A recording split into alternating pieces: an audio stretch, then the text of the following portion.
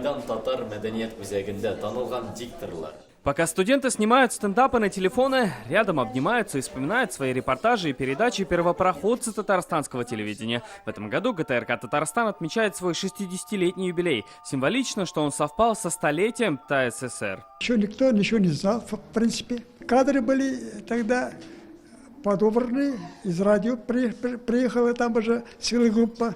Там хорошие кадры были, из театров режиссеры. Вот. Откуда можно, а то и собрали. Так собрались и, что называется, камера, мотор, поехали.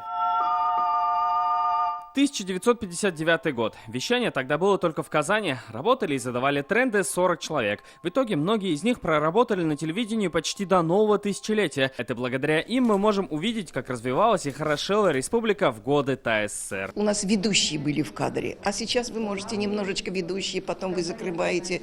Очень много сейчас интересного, мне кажется. Я не знаю, как там уже, как вы думаете сами по себе, а когда мы со стороны смотрим телевизор, кажется, все это легче. Меняется телепроизводство, зрители и сами журналисты. При этом традиции, заложенные еще на экваторе ТАССР, продолжают оставаться тем крепким плацдармом, на котором телевидение и развивается. Салават Мухаммадуллин, Алмазиаддинов, ТНВ, Казань.